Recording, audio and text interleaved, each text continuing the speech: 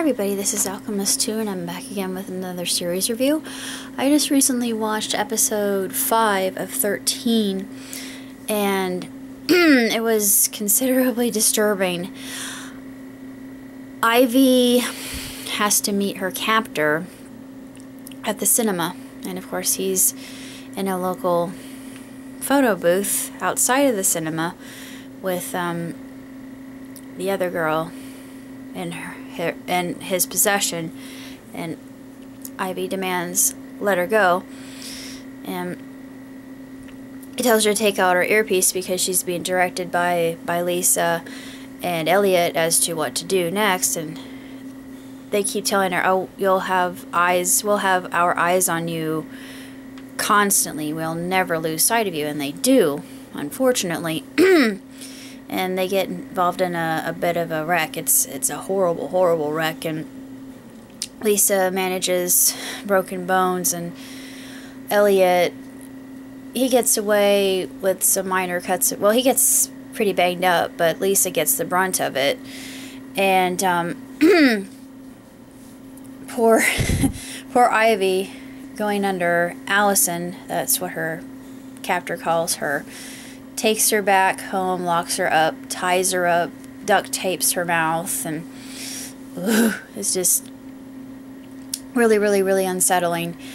And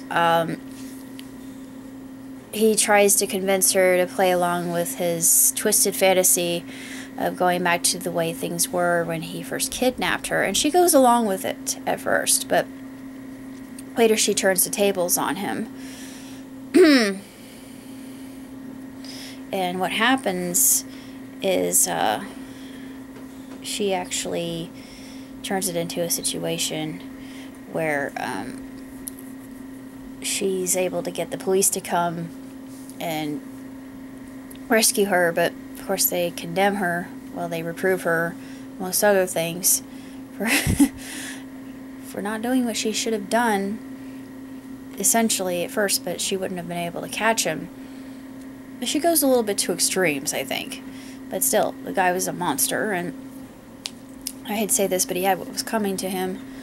I don't know if that's the last episode, or if we'll be seeing more, but at first we think that she's going along with it because she wants to go along with it. She has to overcome her Stockholm Syndrome. She mentions Elliot when she's in the confines of her captor's home. I thought, yeah, she still has a fancy for him. Still the Electra complex going on. Very interesting. It's also very chilling and just there are times where you're watching it and you get just the heebie-jeebies, and you get the skeevies just watching this thing. And I do like the series very, very much. I just, as far as series are concerned, I would have to say that Broadchurch is one step above this. It's trying to, I really hate to be critical. I don't think I like it so much as Broadchurch. Broadchurch is by far superior to this, and it's trying to be another Broadchurch, in my opinion. But I want to see how it ends, and they're talking about new episodes of Doctor Who, which are not going to start airing until much later next year, and I have to wait. Same thing with Sherlock, because Benedict Cumberbatch had been filming for Doctor Strange, which I'm hugely anticipatory for, being a big Benedict fan. Really don't know what else to say other than I've got a lot of things to watch in the near future, and I just finished a script that was called The Peacock's Lesson, which I really enjoyed writing. It was out of a dream that I had, and I just thought, you know what, this would make an excellent story, and it's perfect because the peacock itself is considered India's national bird.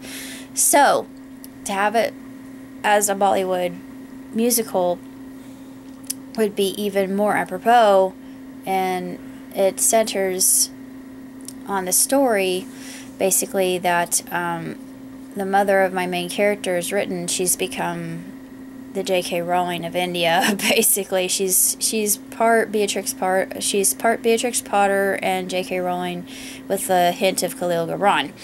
So she's very rich in her writing style and very much the philosopher. But I don't really have that much else to say about Peacock's Lesson other than I absolutely loved writing it, and it was an absolute joy. There's one part of it I want animated, kind of like I did with the Crimson Donia. And actually, Crimson Donia is more serious than this is. This is lighthearted. It's fairy tale, so it's going to be different.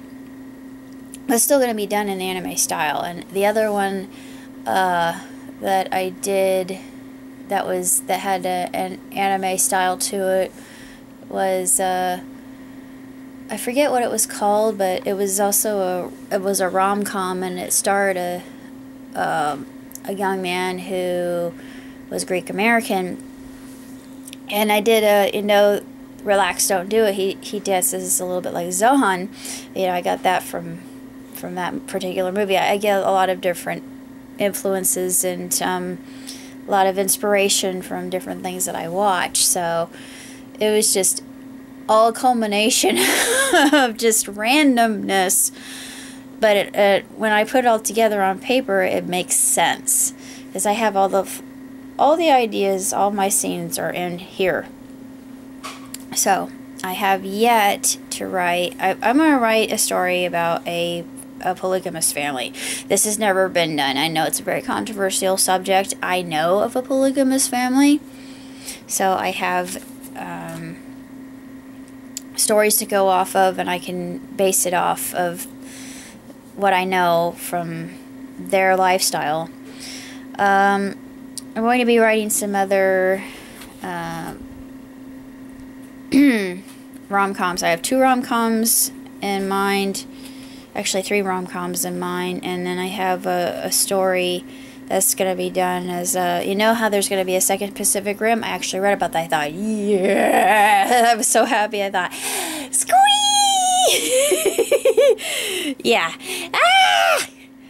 So happy! But anyways, calm.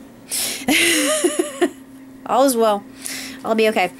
But I'm going to be doing a story about senshi. Yes, male and female senshi that are brought together from different parts of the world to save it. I've always wanted to do this. I've done Slice Maiden, who was kind of she was brought about thanks to Star versus the Forces of Evil. His Star has the interdimensional scissors. Slice Maiden has an interdimensional pizza cutter. So it's a similar aspect and trope, but still, it's very much my own idea. It is not really... She comes from another world. Well, originally she comes from Oma. But it's complicated, and there's an intergalactic war, and blah, blah, blah, blah, blah. But it was one thing I wrote that I really enjoyed, but I posted that someplace a long time ago. When I never post. No, I didn't post that one. That one I left alone. I've had a lot of things on Blogger. My most recent thing was you know your Hinduwani one, which is my favorite thing to write, and a lot of things on that list. I actually looked at that list. I thought, oh my lord, I am more Hinduwani than I originally believed. Should I be worried? No, I'm happy. But that's basically all I have to say. I got a lot of projects I'm working on, and just stuff it just keeps popping out of my head, and the fireworks are just going off in all directions, and I am just euphoric. Who can be more tickled than what I am right now? And I'm hopeful. They're considering me for a promo, so we'll see. We'll see. Just happy thoughts, positive vibes.